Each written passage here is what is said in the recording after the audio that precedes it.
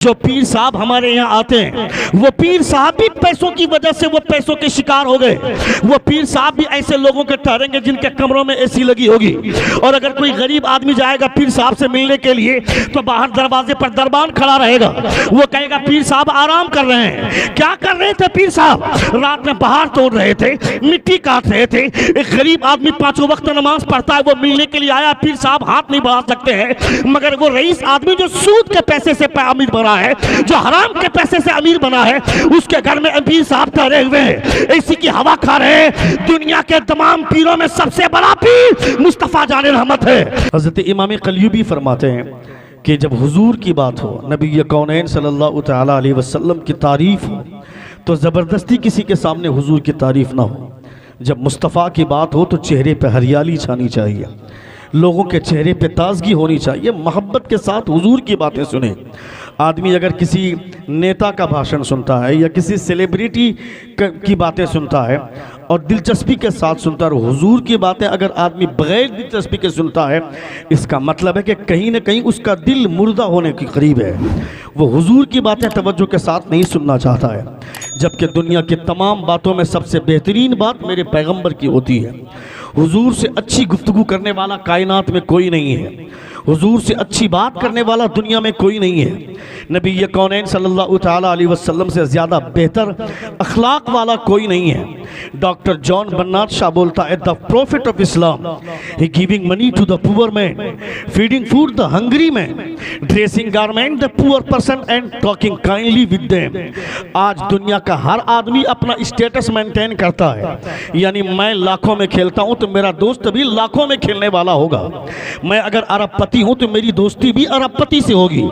मैं अगर करोड़ों में खेलता हूं तो मैं बैठना भी उन्हीं लोगों के साथ चाहूंगा जो अरबपति होगा, जो करोड़ों में खेलता होगा।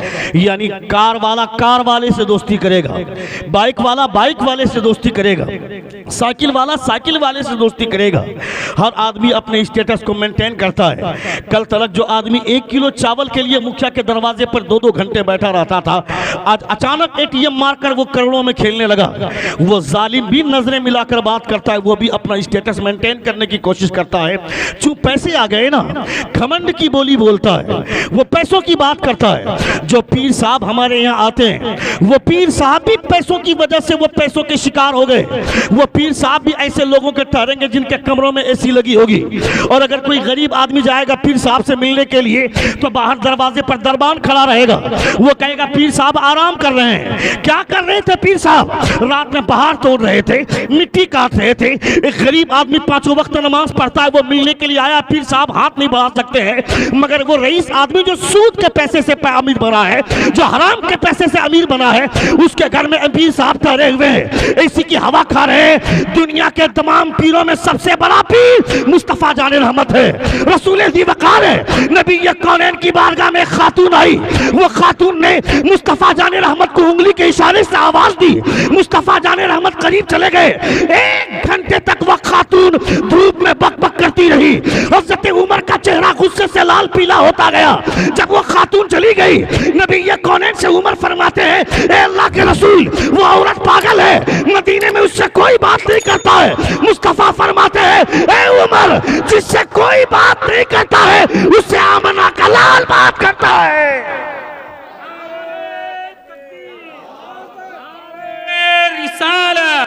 उलमाए अहले सुन्नत मौलाना शहाबुद्दीन सकाफी साहब किबला, नारे तकबीर, नारे रिसालत। कौन है गरीबों से प्यार करने वाला? गरीबों से कोई प्यार नहीं करता है। हर कोई अमीरों से प्यार करना चाहता, अमीरों से दोस्ती करना चाहता है। यानी वो सुदखोर आदमी पीर साहब के बगल में बैठेगा गद्दी में, और वो गरीब आदमी वहां बैठेगा जहां पे लोग चप्पल उतारते हैं। ये गरीबी और अमीरी का भेदभाव तुमने अपनाया है। जो आदमी दुनिया की दौलत में मुब्तला रहता है उन्हें इन सब चीजों की फिक्र रहती है, मगर नबी कौनैन ने हमेशा ये पैगाम दिया है। क्या कहा डॉक्टर जॉन बन्नाट शाह ने? दुनिया का हर आदमी अमीरों के साथ दोस्ती करना चाहता है। दुनिया का हर आदमी अपना स्टेटस मेंटेन करने के चक्कर में एक दूसरे के साथ मिलता जुलता भी है तो इसका ख्याल रखता है किसके पास पैसा है, मगर तन्हा पूरी दुनिया में वो आमना का लाल है। He giving money to the poor man, feeding food the hungry man, dressing garment the poor person and talking kindly with them। जो गरीबों से प्यार करता है, गरीबों के साथ बैठता है, गरीबों के साथ दोस्ती करता है। दुनिया का हर आदमी अमीरों से प्यार करता है, मगर वो आमना का लाल है जो अमीरों से नहीं गरीबों से प्यार करता है। He spend his time sitting with poor। जो गरीबों के साथ अपना वक्त गुजारता है वो मेरे मुस्तफ़ा है, नबी कौनैन सल्लल्लाहु अलैहि वसल्लम है। चले आए मक्का के कुछ रईस लोग नबी कौनैन की बारगाह में और कहा कि ए मोहम्मद, हम भी तुम्हारा कलमा पढ़ना चाहते हैं, मगर ये जो गरीब लोग तुम्हारी बारगाह में हैं, जिनके कपड़ों से बदबू आती है, हमको इनको देख करके घिन आती है, अगर इन लोगों को हटा दो तो हम भी तुम्हारा कलमा पढ़ लें। निशाना किन लोगों पर साधा था? अबू हुरैरा जैसी शख्सियतों पर। हदीस की कोई ऐसी किताब का कोई ऐसा वर्क नहीं है जिसमें हद से अबू हुरैरा की रिवायत करता कोई हदीस ना हो, उन पर निशाना साधा। हजरत अबू हुरैरा के हदीस करने की रिवायत करने का रिवायत करने की वो कहानी आपको पता है, उनका अंदाज पता है। नबी कौनैन जब कोई हदीस बोलते थे, कौन से लफ्ज पे नबी का दाहिना हाथ कहां तक उठता था, किस लफ्ज पे नबी का बायां हाथ कहां तक उठता था, किस लफ्ज पे नबी की भवें नाचती थी, किस लफ्ज पे नबी मुस्कुराते थे, कितने दांत दिखते थे। कसम खुदा की जब अबू हुरैरा नबी से सुनते थे तो जिस अंदाज में नबी बोलते थे अबू हुरैरा बोलते थे। जोर से बोले, जोर से बोले, जोर से बोले। जिस अंदाज में नबी बोलते थे अबू हुरैरा बोलते थे। और अबू हुरैरा को कहा ये गरीब है, अबू हुरैरा को कहा ये फकीर है, अबू हुरैरा को कहा ये मिस्कीन है, इनके कपड़ों से बदबू आती है, इनको हटा दीजिए तो हम कलमा पढ़ लें। हुजूर जवाब देते उससे पहले अल्लाह रब्बुल इज्जत ने कुरान मुक़द्दस की आयत देकर भेजा, वस्बिर नफ्सका मअल्लज़ीना यदऊना रब्बहुम बिलगदाति वल अशी युरीदूना वजह वला तादु ऐनाका अन्हुम तुरीदु ज़ीनतल हयातिद दुनिया। ए मेरे महबूब, इन गरीबों को अपने पास से दूर मत रखिए। ये अमीर कलमा पढ़े न पढ़े इसकी परवाह मत कीजिए। इस्लाम को आज भी फायदा गरीबों से हो रहा है और कुर्बे क़यामत भी इस्लाम को फायदा गरीबों से होगा। वाह वाह वाह, सुभान अल्लाह, सुभान अल्लाह, माशाअल्लाह। वाह, आज भी फायदा गरीबों से हो रहा है और कुर्बे क़यामत भी इस्लाम को फायदा गरीबों से होगा। क्या मतलब? तुम्हारी मस्जिद में अजान देने वाला कौन? गरीब का बेटा। तुम्हारी मस्जिद में नमाज पढ़ाने वाला कौन? गरीब का बेटा। मदरसे में बैठकर बुखारी पढ़ाने वाला कौन? गरीब का बेटा।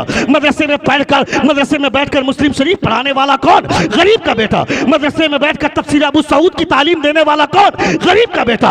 मदरसे में बैठकर तफसीर जलालैन पढ़ाने वाला कौन? गरीब का बेटा। तफसीर बैज़ावी पढ़ाने वाला कौन? गरीब का बेटा। यानी तेरी मस्जिदों की रौनक अमीरों के बेटों की वजह से नहीं है, गरीबों के बेटों की वजह से है। तेरे मदरसे का वकार अमीरों के बेटों की वजह से नहीं, गरीबों के बेटों की वजह से है। अमीर के बेटा डॉक्टर बनेगा, अमीर का बेटा इंजीनियर बनेगा, अमीर का बेटा प्रोफेसर बनेगा, अमीर का बेटा लेक्चरर बनेगा। डॉक्टर तुम बना लो अपने बेटे को, इंजीनियर तुम बना लो अपने बेटे को, प्रोफेसर तुम बना लो अपने बेटे को, मगर जब इस्लाम की अजमत की बात आएगी, इस्लाम के परचम की बात आएगी, डॉक्टर क्लिनिक में रहेगा, इंजीनियर साइट में रहेगा, प्रोफेसर कॉलेज में रहेगा, मगर ये उलमाए कराम जो किसान के बेटे हैं, रिक्शा चलाने वाले मजदूर के बेटे हैं, ये गरीब के बच्चे अपना सीना लेकर आगे बढ़ेंगे और कहेंगे तलाल बदरू अलैना मिन सनियातिल वदाई वजब शुक्र अलैना मादा लिल्लाहि दाई।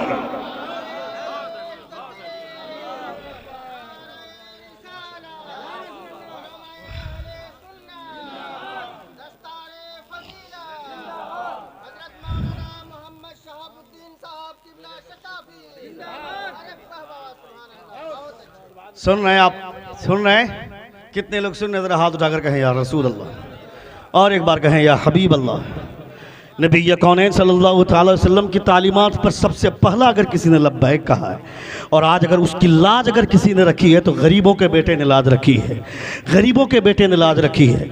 अल्लाह रब्बुल इज़्ज़त का सबसे पहला पैगाम, इक़रा बिस्मि रब्बिकल लज़ी खलक़, read with the name of your sustainer who created the human being from the blood colour. पढ़ो अपने रब के नाम से जिसने खून के लोथरे से तुम्हें पैदा फरमाया है। इसकी लाज किसने रखी? गरीबों के बेटे ने। किसान खेत में हल जोतने वाले किसान के बेटे ने, रिक्शा चलाने वाले के बेटे ने, राज मिस्त्री करके अपनी जिंदगी का गुजारा करने वाले मजदूर के बेटे ने। अभी आपने नवाजिश करीम से क्या कहा? उनका बाप गरीब आदमी है, कभी मस्जिदों में जाकर इमामत करते हैं, उनके भाइयों ने मिलकर काम करके इनको पढ़ाया। आज वो दो जुमला बोलते वक्त इनकी आंखें क्यों भर गई? इनकी आंख से आंसू के कतरे क्यों जारी हो गए? अगर इनका बाप ठाठ बात के साथ इनको पढ़ाता तो आज इनकी आंख में आंसू नहीं आता। किस बुनियाद पर आंसू आ गए? इनको पता है कि मेरे बाप ने दर्द के साथ अगरचे मुझको पढ़ाया, मेरे भाइयों ने मेहनत की, तो आज मुझको खुदा ने डॉक्टर नहीं बल्कि डॉक्टर को अपने सामने बैठाने वाला आलिम बनाया है। जोर से बोले, जोर से बोले, जोर से बोले, आलिम बनाया है। मैं नहीं कहता हूं कि डॉक्टर अपने बच्चों को मत बनाओ, डॉक्टर बनाओ अपने बच्चे को, क्योंकि मुझे डॉक्टर भी चाहिए क्लिनिक में। ऐसा डॉक्टर चाहिए जो वो लिबास की सूरत में, लिबास की हैसियत से डॉक्टर हो, डिग्री के एतबार से डॉक्टर हो, मगर उसके दिल को चीर करके देखे तो मुस्तफ़ा का नाम निकले, मुस्तफ़ा जान रहमत का नाम निकले। हमें ऐसा डॉक्टर चाहिए, क्योंकि आज जो क्लिनिक में, हॉस्पिटल में जो डॉक्टर लिबास, डॉक्टर के लिबास में जो हैवान बनकर बैठा है, शैतान बनकर बैठा है, हमें उस जगह को भी चेंज करना है। इसलिए अपने बच्चों को डॉक्टर भी बनाइए, मगर डॉक्टर बनाने से पहले अपने बच्चों को मुस्तफ़ा का इल्म दीजिए, हुजूर का कानून बताइए, हुजूर की शरीयत बताइए, मुस्तफ़ा का रूल और रेगुलेशन बताइए, टर्म एंड कंडीशन इस्लाम का क्या है ये बताइए अपने बच्चों को, ताकि आपका बच्चा, चूंकि आज के हालात में हम देखते हैं, आज से 25 साल पहले, 20 साल पहले, 15 साल पहले, 50 साल पहले अगर एक औरत 5 बच्चे को जन्म देती थी तो बमुश्किल किसी के साथ सीजर की नौबत आती थी, यानी 5 के 5 बच्चों की डिलीवरी नॉर्मल डिलीवरी होती थी। मगर आज एक बच्चे की भी डिलीवरी नॉर्मल नहीं होती है। हमारी बीवी को जैसे ही दर्द शुरू हुआ, हमारी बेटी को दर्द जैसे ही शुरू हुआ, हमने फौरन हॉस्पिटल का रुख किया। हॉस्पिटल में जो डॉक्टर बैठा है वो जानवर है, वो जानवर, वो हैवान बैठा हुआ है। वो इंजेक्शन दे करके औरत के बदन से जो पानी निकलता है, जिस पानी की वजह से विलादत में आसानी होती है, उस पानी को वो जालिम रोक देता है। औरत के बदन में जो दर्द होता है, जो पेट में, जिसको दर्द ज़े बोलते हैं, उस दर्द की वजह से बच्चे की विलादत में आसानी होती है। मगर ये जालिम डॉक्टर हैवान बनकर जो बैठा हुआ है, लिबास सफेद है मगर अंदर का दिल काला है, वो इंजेक्शन दे करके उसके दर्द को रोकता है, उसके पानी को रोकता है। उसके बाद 48 घंटे के बाद बोलता है, मेडिकल टर्म चिपकाते हुए, कि मैं अब रिस्क नहीं ले सकता हूँ, अब इसको सीजर ही करना पड़ेगा। उसने फरमान जारी कर दिया, 50,000 रुपया काउंटर में जमा करोगे तो अब ऑपरेशन होगा, बगैर ऑपरेशन के बच्चे की सूरत विलादत की सूरत नहीं बन सकती है। वो गरीब आदमी भीख मांग करके 50,000 रुपया जमा करता है काउंटर पे, उसके बाद उसकी बेटी का ऑपरेशन होता है। मैं कहता हूँ जब हॉस्पिटल में ये जानवर बैठा हुआ है, हमें एक ऐसा इंसान भी चाहिए जो कुरान पढ़ने वाला डॉक्टर हो, मुस्तफा पर कलमा पढ़ने वाला डॉक्टर हो, मुस्तफा जान रहमत पढ़ने वाला डॉक्टर हो। वो ये इलाज करे, ये कहते हुए हमने आज 5 बेटियों का इलाज पैसा लेकर के किया है, मगर आज एक गरीब की बेटी का इलाज खिदमत खल्क समझ करके करूंगा, मैं खिदमत खल्क समझ कर करूंगा। हमें ऐसा भी डॉक्टर चाहिए हॉस्पिटल में। इसलिए अपने बच्चों को डॉक्टर भी बनाइए, इंजीनियर भी बनाइए। अगर कोई इंजीनियर 5 घर का मकान का नक्शा बनाता है पैसा ले करके, तो एक मकान का नक्शा कम से कम किसी गरीब का मकान का नक्शा बनाए, वह फ्री ऑफ कॉस्ट। खुदा अगर दौलत दे तो उस दौलत का इस्तेमाल करना चाहिए। कितना बड़ा कलेजा हुआ होगा तुम्हारा, हमारा कितना बड़ा कलेजा हुआ जब हमें आज पढ़ाने के लिए, जब पढ़ना चाहते हैं और हमारा कोई सहारा बनकर के खड़ा नहीं होता है। 50 तरह की तंजीमें बना लेना, 50 तरह का ट्रस्ट बना लेना आसान है, मगर उस ट्रस्ट को खिदमत खल्क के लिए वक्फ कर देने का तरीका अगर किसी से सीखना हो तो अब्दुल सलाम से सीखिए, जिसने खड़े होकर के ये ऐलान किया, ख्वाजा गरीब नवाज मुस्लिम कल्याण समिति की जानिब से, ए नवाजिश करीम, चाहे बगदाद यूनिवर्सिटी जाने की जरूरत पड़े, चाहे मिस्र जामे अजहर मिस्र, तो जामे अजहर मिस्र काहिरा जाने की जरूरत पड़े, परेशान न करना। मेरे पास जो कुछ भी दिया हुआ है वो गरीब नवाज का दिया हुआ है। अगर हम लुटाएंगे तो मुस्तफा के इल्म के लिए लुटाएंगे, हम यहां लुटाएंगे, खुदा बरकतें नाजिल फरमाएगा। जोर से बोले, जोर से बोले, जोर से बोले। एक बार पूरा मजमा अपने दोनों हाथों को फिजा में लहरा कर कहें, या रसूल अल्लाह। और एक बार कहें या हबीब अल्लाह। ख्वाजा गरीब नवाज मुस्लिम कल्याण समिति अपने बच्चों में, अगर आपके 10 लड़कों का ग्रुप है तो उन 10 लड़कों के ग्रुप में से कभी आप हफ्ता कम से कम 50 रुपया 100 रुपया करके जमा करना चाहिए, ताकि मदरसे में काम आ जाए। कभी जाकर किसी मदरसे में पूछो कि आलू की ज़रूरत है क्या, कभी जाकर मदरसे में पूछो दाल की ज़रूरत है क्या, कभी जाकर पूछे कि मदरसे में किसी मुदरिस की तनख्वाह नहीं मिली उसकी ज़रूरत है क्या। ये ज़रूरतें, अगर कोई मौलवी आ जाता है चंदा करने के लिए तो फिर हम चौराहे पर बैठ करके बोलते ये आ गया भीख मांगने वाला। यही वजह है कि लोग अपने बच्चों को आलिम नहीं बनाना चाह रहे। लोग आलिम नहीं बनाते, ये सोचकर आलिम नहीं बनाते। आलिम बना करके क्या होगा, जैसे ही मौलाना बन जाएगा, कितना बड़ा मौलाना बन जाएगा, जब तक वो रसीद नहीं लेगा, जब तक काला बैग अपने बगल में नहीं दबाएगा, तब तक उसे कोई मौलाना नहीं कहेगा। मैं कहता हूँ तुमने इस दरवाजे पर लाकर खड़ा कर दिया है अपने मुसलमान बच्चों को। तुमने ज़कात की रकम क्यों दी, तुमने अतिया की रकम, तुमने फितरे की रकम क्यों दी मदरसे में। ज़कात की रकम न दिए होते, ज़कात की रकम से किसी गरीब की मदद कर दिए होते और अपनी हलाल कमाई से अतिया की रकम अपने मदरसे में दिए होते और उसकी ज़रूरतें पूरी की होते, तो फिर तुम्हारे मदरसे के बच्चों का सीना बुलंद होता, तुम्हारे बच्चे के मदरसे के बच्चों का सीना बुलंद होता। मगर ज़कात खिला खिलाकर, फितरे की रकम खिला खिलाकर हमने पहले ही मौलवियों का दिल काला कर दिया और उसके बाद अब जाकर वो आकर खड़े होकर तकरीर करते हैं तो हमको उनकी बात समझ में नहीं आती है। कैसे बात समझ में आएगी, तेरे दिमाग में जो चोर घुसा हुआ है, वो जो चोर तुमको दस्तक देकर के बोल रहा है मेरे ही पैसे से मौलाना बना है, मेरे ही पैसे से आलिम बना है। ए बेवकूफ, ये क्यों सोचता है कि तेरे पैसे से मौलाना बना है। ये मत बोल, ये बोल कि मेरे पैसे से मौलाना नहीं बना है, बल्कि मौलाना की बरकत से मेरे घर में चूल्हा जल रहा है। सुन रहे हैं आप, सुन रहे हैं आप, कितने लोग सुन रहे, हाथ उठाकर कहें या रसूल अल्लाह। और एक बार कहें या हबीब अल्लाह। क्योंकि मेरे पास शॉर्टकट वाली जन्नत तो नहीं है कि मैं आपको कह दूं एक मरतबा सुभान अल्लाह बोल दो जन्नत में चले जाओगे, एक मरतबा माशा अल्लाह बोल दो जन्नत में। मैं कैसे कह सकता हूँ इतनी आसानी के साथ जन्नत अगर मिल जाएगी तो फिर क्या बात है। यही वजह है कि लोगों ने अमल करना छोड़ दिया। हज़रत उमर फारूक मिशकात शरीफ के एक हदीस से पाक है, उलमा किराम तशरीफ़ फरमाए। हज़रत उमर फारूक रज़ी अल्लाह तआला अन्हु हज़रत अबू हुरैरा से हुजूर ने कहा कि जाओ तुमको जो मिले उसे जन्नत की बशारत दे दो। सिद्दीक़ अकबर मिले, उन्होंने आपको जन्नती कहा। सिद्दीक़ अकबर खामोश रहे। फिर हज़रत उमर फारूक से मुलाकात हुई। हज़रत उमर से कहा हज़रत अबू हुरैरा ने कि ए उमर आप जन्नती हैं। हज़रत उमर फारूक ने इतना ज़ोर से धक्का दिया कि अबू हुरैरा ज़मीन पर गिर गए, ज़मीन पर गिर गए रोते रोते हुजूर की बारगाह में। नबी कौन ने फरमाया लीमा तब की, क्यों रो रहे हो, वजह क्या है। हज़रत अबू हुरैरा फरमाते हैं या रसूल अल्लाह आपने जन्नत की बशारत देने के लिए कहा, मैंने सिद्दीक़ अकबर को जन्नती कहा, वो खामोश रहे। हज़रत उमर को जन्नती कहा तो उन्होंने धक्का देकर के ज़मीन पर गिरा दिया। इतने में हज़रत उमर तशरीफ़ ले आए। नबी कौन फरमाते उमर तुमने मारा अबू हुरैरा को, तुमने धक्का दिया। कहा हाँ या रसूल अल्लाह मुझे जन्नती बोल रहा है। नबी ये कौन फरमाते जन्नती मैंने बोलने के लिए कहा है। हज़रत उमर फरमाते या रसूल अल्लाह ऐसा न कीजिए, अगर इतनी आसानी के साथ जन्नत बांटी जाने लगी तो लोग अमल करना छोड़ देंगे। ये उमर फरमाते। हुजूर ने क्या कहा, हुजूर ने कहा कि उमर जैसा तुम चाहते हो वैसा ही होगा। क्या मतलब, नबी ये कौन सल्लल्लाहु ताला अलैहि वसल्लम के उमर जिनके ताल्लुक़ से हुजूर ने दुआ फरमाई थी, हज़रत उमर के हक़ में नबी ये कौन की दुआ कबूल हुई।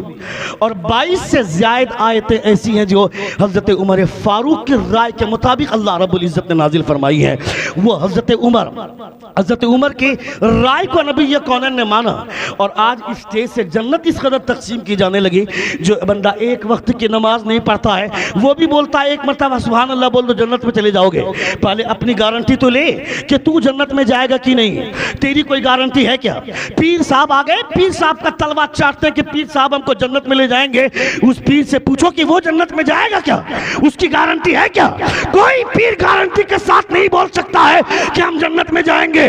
जन्नत की गारंटी वो देगा जो जन्नत का मालिक है और जन्नत के मालिक मेरे मुस्तफा है। हुजूर आला हज़रत फरमाते हैं तुझसे और जन्नत से क्या मतलब, वहां भी दूर हो। हम रसूलुल्लाह के जन्नत रसूलुल्लाह की, हम रसूलुल्लाह के जन्नत रसूलुल्लाह की, हम रसूलुल्लाह के जन्नत रसूलुल्लाह की। कौन जन्नत की गारंटी लेगा, हम जन्नत की गारंटी नहीं ले सकते हैं। हम खुद जन्नत में जाएंगे कि नहीं कोई गारंटी नहीं है। कल क़यामत के मैदान में नबियों का हाल ये होगा कि वो डर के मारे बात करने की जुर्रत नहीं करेंगे कि खुदा आज गज़ब में है, कोई बात करने की हिम्मत नहीं करेगा। वो तो अल्लाह रब्बुल इज़्ज़त का महबूब है, नबी ये कौन सल्लल्लाहु अलैहि वसल्लम है, आमना के लाल हैं, जो अल्लाह रब्बुल इज़्ज़त की बारगाह में फरियाद हम तमामों की लेकर के जाएंगे, सजदे करेंगे, अल्लाह रब्बुल इज़्ज़त उस सजदे की लाज रखेगा और इस उम्मत को अल्लाह रब्बुल इज़्ज़त जन्नत में दाखिल फरमाएगा। मगर कौन सी उम्मत, किस उम्मत के ताल्लुक से नबी ये कौन फरमाते हैं? वो उम्मत जिसके अंदर राई के दाने के बराबर भी ईमान होगा। उसे मुस्तफ़ा दोज़ख में चला गया होगा तो दोज़ख से निकाल कर हुजूर जन्नत की सैर करवाएंगे। किसी के अंदर राय के दाने के बराबर भी ईमान होगा, मगर कोई गारंटी के साथ कह सकता है कि मेरी मौत ईमान पर होगी? कोई नहीं कह सकता। हज़रत बायज़ीद बुस्तामी जैसे बुजुर्ग, उनसे एक चरवाहे ने पूछा था, ए बायज़ीद, ये तेरी दाढ़ी के बाल अच्छे हैं कि या मेरे गधे की दुम का बाल अच्छा है? हज़रत बायज़ीद बुस्तामी फरमाते हैं, अगर मेरी मौत ईमान पर ना हुई तो तेरे गधे की दुम का बाल अच्छा है, और अगर मेरी मौत ईमान पर हुई तो मेरी दाढ़ी के बाल अच्छे हैं। हम लोगों से कोई कहकर देखे कि चेहरे पे इतना जोरदार तमाचा मारेंगे कि चेहरे की जोग्राफिया तब्दील हो जाए, मगर वो बायज़ीद बुस्तामी जवाब देते हैं, ईमान पर अगर मौत हुई तो मेरी दाढ़ी के बाल अच्छे हैं, वरना तेरे गधे की दुम का बाल अच्छा है। मुझको किसने कह दिया कि गारंटी के साथ कि तू ईमान पर ही मरेगा? मेरा बेटा जुआ खेलता है, मेरा बेटा शराब पीता है, मेरा बेटा शराब के अड्डे पर बैठता है, मेरा बेटा ज़िना के बाजार गर्म करता है, 24 घंटा मेरा बेटा लड़कियों से बात करता है, मेरी बेटी अलग कमरे में सोती है, लड़कों से बात करती है, वीडियो कॉलिंग पे बात करती है, स्नैपचैट में मेरी बेटी का अकाउंट है, ट्विटर में मेरी बेटी का अकाउंट है, इंस्टाग्राम में अकाउंट है। बेटी को मोबाइल दिया था पढ़ने के लिए, मगर मेरी बेटी का अकाउंट में, मेरी बेटी का मोबाइल में इंस्टाग्राम में अकाउंट क्यों है? इंस्टाग्राम में अकाउंट क्यों है? ट्विटर में अकाउंट क्यों है? फेसबुक में अकाउंट क्यों है? स्नैपचैट में अकाउंट क्यों है? क्यों नहीं अपनी बेटी का जायजा लिया? क्यों नहीं अपनी बेटी को पूछा? कभी कभी अपनी बेटी का मोबाइल लेकर के चेक क्यों नहीं किया? मेरी बेटी पढ़ाई करती है या किसी से बात करती है? वरना तू गांव का चौधरी बनकर रहेगा, तेरी बेटी किसी हिंदू के साथ भागेगी, कभी किसी नारायण के साथ, किसी गुप्ता के साथ, कभी किसी तिवारी के साथ, किसी गणेश के साथ भाग जाएगी। उस वक्त गांव का चौधरीपन तेरा कहां जाएगा? इसलिए मैं कहना चाहता हूं, अपनी बेटी के दिमाग में डॉक्टर बनने का सपना मत सजा, इंजीनियर बनने का सपना मत सजा, फिर प्रोफेसर बनने का ख्वाब मत दिखा। अपनी बेटी को बोलता है ना, डॉक्टर बनेगी पैसा मिलेगा, इंजीनियर बनेगी पैसा मिलेगा, प्रोफेसर बनेगी पैसा मिलेगा। ये सब कुछ बनने से पहले अपनी बेटी को बोल दे, मेरी बेटी डॉक्टर बनेगी पैसा मिलेगा, इंजीनियर बनेगी पैसा मिलेगा, मगर ये सब कुछ बनने से पहले फातिमा की कनीज बन जा। पैसा मिले न मिले, जन्नत में हिस्सा जरूर मिल जाएगा। पैसा मिले न मिले, जन्नत में हिस्सा जरूर मिल जाएगा। अपनी बेटी को पर्दादारी के हवाले से कब बताएंगे, कब समझाएंगे? शादी ब्याह में मेरी बेटी 5000 का ड्रेस लेकर के पहनकर जो मटक कर चलती है, तुम्हारी नज़र में तुमको लगता है कि मेरी बेटी बच्ची है, मगर आवारा कुत्तों की नज़र देखना कि तुम्हारी बेटी को किस हसरत भरी निगाह से देखते हैं, किस हवस भरी निगाह से देखते हैं। तेरी बेटी को माल बोलते हैं ये कुत्ते, और तुमको लगता है कि मेरी बेटी अभी बच्ची है। उसको 5000 का सूट देकर के शादी में भेजा, क्यों नहीं उसे नकाब का दर्श दिया? क्यों नहीं कहा कि नकाब पहन कर क्या जाना? क्यों नहीं कहा बुर्का पहन कर जाना? अपनी बेटी को ईद के मौके से 7000 का ड्रेस दिलवा दिया। करीना का प्लाजो चाहिए, कैटरीना का शरारा चाहिए। तुमने अपनी बेटी की ख्वाहिश पूरी कर ली, उसे नकाब क्यों नहीं दिलवाया? उसे बुर्का क्यों नहीं दिलवाया? नबी ये कौन क्या फरमाते हैं, मेरी उम्मत में फितनों का दौर तब शुरू होगा, मेरी उम्मत में फितनों का जब दौर शुरू होगा, उस फितने के दौर में कोई मेरी एक सुन्नत को जिंदा करेगा, खुदा उसे 100 शहीदों के बराबर सवाब अता करेगा। ये हुजूर फरमाते हैं। फितनों का दौर कब शुरू होगा? जब बेटी कहे कि मैं नकाब पहनना चाहती हूँ, और उसकी माँ कहे अभी से नकाब क्यों पहनेगी, तेरी शादी हो गई क्या? नकाब तो तेरा ब्याह करने वाला लड़का लेकर के आएगा, लड़के वाले लेकर के आएंगे, दूल्हा बाबू बुर्का लेकर के आएगा। यानी बेटी बालिग होने के बाद, लड़की बालिग हो गई 13 साल में, 14 साल में, 12 साल में, अगर गजा मुकव्वी खाती हो तो 9 साल में भी बाज लड़कियां बालिग हो जाती हैं। बालिग होने के बाद उस पर पर्दा जरूरी है, और माँ उसको रोक रही है, शादी होगी तब नकाब पहनेगी, शादी होगी तब बुर्का पहनेगी। इसका मतलब है कि फितने का दौर आ गया। लड़का शादी से पहले दाढ़ी रखना चाहता है, उसका बाप बोलता मौलवी बन गया क्या, मौलाना बन गया क्या, अभी से दाढ़ी रखना चाहता है, शादी कर ले उसके बाद दाढ़ी रखेगा। समझ लेना फितने का दौर आ गया। और उस फितने के माहौल में अगर कोई हुजूर की सुन्नत को जिंदा करता है, खुदा उसे 100 शहीदों के बराबर सवाब अता करता है। जोर से बोले, जोर से बोले।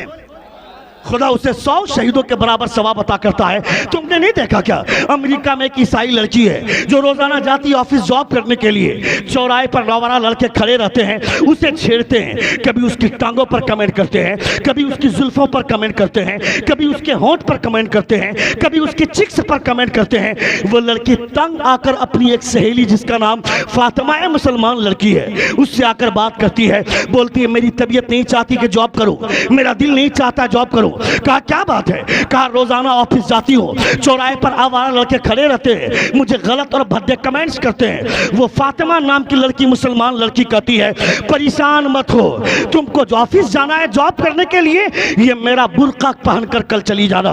उस ईसाई लड़की ने फातिमा का बुर्का पहनकर ऑफिस गई, वो ड्यूटी मुकम्मल करके घर लौटी। घर लौटने लगी, वही चौराहा है, वही आवारा लड़के हैं, वही लड़की है। जब ये लड़की सामने से गुजरती है, वो आवारा लड़के बोलते हैं छोड़ दो, किसी इज्जतदार घराने की खातून जा रही है। वो लड़की घर लौटी, बुर्का फातिमा के घर भिजवा दी। जब दूसरे दिन का सूरज तुलू होता है, फातिमा के दरवाजे पर दस्तक दी, फातिमा ने दरवाजा खोला, फातिमा बोलती है नकाब चाहिए, टेबल पे रखा हुआ ले लो। वो ईसाई लड़की बोलती है आज नकाब लेने नहीं आई हूँ, बल्कि जिस पैगंबर ने पर्दे का हुक्म दिया है उनका कलमा लेने आई हूँ। मजमे से नारा नहीं लगता है।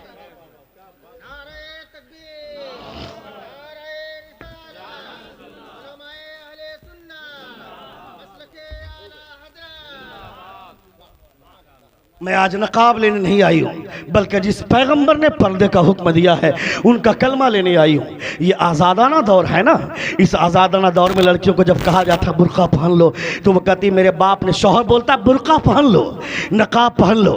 ये आवारा लड़कियाँ भूत की तरह बगैर मेकअप के इसका चेहरा देखने के काबिल भी नहीं होता है। शादी ब्याह में आती है 50 तरह का मेकअप करके, एक बाल्टी पानी सर पे डालो तो वो पोचाड़ा जब उतर जाएगा तब समझ में आएगा इसकी हकीकत क्या है। वो भी बेहुदा लड़की बोलती है कि मेरे बाप ने 5000 का ड्रेस दिया है, बुर्का पहनकर ढक लूंगी तो मेरा ड्रेस दिखेगा कैसे। वो शौहर भी नामर्द है, वो अपनी बीवी की बात मानता है। मैं कहता है जालिम, बीवी की बात मानने वाला मर्द नहीं कहलाता है, हुजूर की बात मानने वाला आदमी मर्द कहलाता है। तुमने मुस्तफ़ा की बात क्यों नहीं मानी, तुमने हुजूर की बात पे अमल करते हुए अपनी बेटी से क्यों नहीं कहा। तुम्हारी बीवी बोलती है दिल अच्छा तो सब कुछ अच्छा, दिल अच्छा नहीं तो सब कुछ बुरा है, दिल अच्छा होना चाहिए। हुजूर की बीवी से ज्यादा भी दिल किसी का साफ होगा क्या। नबी ये कौन तशरीफ फरमा है, उम्मे सलमा रज़ियल्लाहु ताला अन्हा तशरीफ फरमा है। हज़रत अब्दुल्ला बिन उम्मे मक्तूम जो नाबीना सहाबी है, दरवाजे पर दस्तक देते हैं। नबी ये कौन फरमाते उम्मे सलमा अंदर जाओ।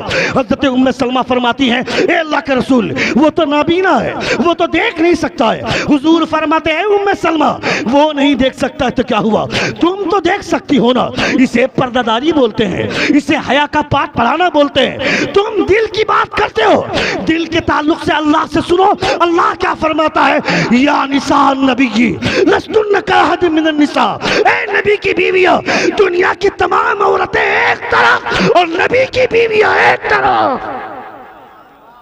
जोर से बोले, जोर से बोले। दुनिया की तमाम औरतें मिलकर भी हुजूर की बीवियों की बराबरी नहीं कर सकती हैं। और हुजूर ने अपनी बीवी को तालीम दी कि अंदर चले जाएं, और हम अपनी बीवी को चौराहे पर बैठाते हैं, चौक पर बैठाते हैं। कल तक मुसलमानों की बस्तियों की पहचान आसान थी और अब मुसलमानों की बस्तियों की पहचान आसान है। कल भी पहचानना आसान था, आज भी पहचानना आसान है। कल पहचान क्या थी, मुसलमानों के मोहल्ले से जब लोग गुजरते थे, छोटे छोटे बच्चों के सर पर टोपी, बड़े बड़े बच्चों के हाथ में तस्बीह, बूढ़ों के हाथ में बैठ करके कोने में मुराकबे की एक सूरत देखने को मिलती थी। मगर आज मुसलमानों की बस्ती जहां नौजवान बच्चे कैरम बोर्ड खेलते हुए दिख जाए समझना मुसलमान की बस्ती है, वो लूडो खेलते हुए दिख जाए समझना मुसलमान की बस्ती है। क्यों नहीं लूडो खेलेंगे, वो सलमान खान जो मुसलमानों के नाम पर कलंक का बदनुमा दाग है, वो बॉलीवुड स्टार है, वो बोलता है जुपी पर लूडो खेलो और करोड़ कमाओ। ये मेरा नौजवान पागल हो गया, ड्रीम 11 में टीम बनाकर पैसे कमाने के चक्कर में रातों रात करोड़ करोड़पति बनना चाहते हैं। इस कदर लोग मुलविस हुए। अब तो जो लोग मदरसे में पढ़ते हैं वो भी ड्रीम 11 में टीम बना रहे हैं। अभी इसी साल 2024 में जो IPL का सीजन खत्म हुआ उसमें एक हाफिज कुरान, एक हाफिज ड्रीम 11 में टीम बना करके वो करोड़पति बन गया। सिर्फ हाफिज बनाओगे अपने बच्चों को तो यही हाल होगा। अपने बच्चों को हाफिज बाद में बनाना, पहले आलिम दीन बनाओ। इसीलिए हमारे उलमा ने हिफ्ज़ के ताल्लुक से तवज्जो कम दी है, इल्म हदीन हासिल करने के हवाले से, आलिम बनाने के हवाले से तवज्जो ज्यादा। जो हाफिज होगा वो अपनी हिफाजत नहीं कर सकता तो कौम की हिफाजत क्या करेगा? और जो आलिम है वो अपनी भी हिफाजत करेगा, अपनी कौम की भी हिफाजत करेगा। अल्लाह सलामत रखे असद साहब को, जिन्होंने अपने बेटे को आलिम दीन बनाया। और आलिम दीन बनाया इस हैसियत से बनाया कि उनके पढ़ने की ललक मज़ीद बढ़ती जा रही है, जिसके सपोर्ट में अब्दुल सलाम भाई खड़े होकर के उन्होंने कहा कि आप जहां भी पढ़ना चाहोगे आपका सपोर्ट हम करेंगे, आपकी हिमायत हम करेंगे। मैं कहता हूं अगर ये ऑफ़र आपको मिला है, इस ऑफ़र को एक्सेप्ट करना चाहिए और इस ऑफ़र का इस्तकबाल करना चाहिए, वरना हम लोगों के दौर में ऐसे ऑफ़र देने वाले लोग नहीं थे। आपके दौर में अगर आपको मिला है ये ऑफ़र तो आप जामे अज़हर मिस्र जाएं, वहाँ जाकर के पढ़ कर के आएँ। और उसके बाद जैसे अल्लामा सलामतुल्लाह साहब ने कहा कि इल्म के साथ साथ अमल का भी मैदान उतना ही साफ और सुथरा होना चाहिए, उस पर भी अपने कदम को आप मजबूती से साबित करें। तो फिर दुनिया में इज्जत जो होगी वो इज्जत आपके ख़ानदान की वजह से नहीं, मुस्तफ़ा के इल्म की वजह से इज्जत होगी। मुस्तफ़ा के इल्म की वजह से आपका वक़ार बुलंद होगा। नबी कौनैन सल्लल्लाहु तआला अलैहि वसल्लम के इल्म को जो सीने से लगाता है, अल्लाह रब्बुल इज़्ज़त उसको बुलंदी अता फरमाता है। अपने बच्चों को आप डॉक्टर बनाइए, इंजीनियर बनाइए, प्रोफेसर बनाइए, सब कुछ बनाइए, मगर उसे इतना ज़रूर बताइए कि इसे हलाल बोलते हैं, इसे हराम बोलते हैं। आपका बेटा जान सके कि ड्रीम 11 से जो पैसा आएगा वो करोड़ों की सूरत में आएगा, वो हराम का होगा। यूपी पर लूडो खेलकर जो पैसा आएगा वो पैसा हराम का होगा। अभी तुमने देखा नहीं क्या 40,000 करोड़ रुपया एक शादी में खर्च हुआ।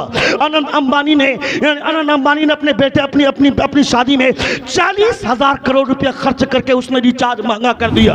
और वो जालिम बोलता है मैं भारत के लोगों को 1 अरब रुपया दान करना चाहता हूँ, मेरा एविएटर गेम डाउनलोड करो, करोड़ पाओगे। 1 अरब रुपया दान करने की बात करता है। तू कौन होता है दान करने वाला? दान करने वाला तू होता है।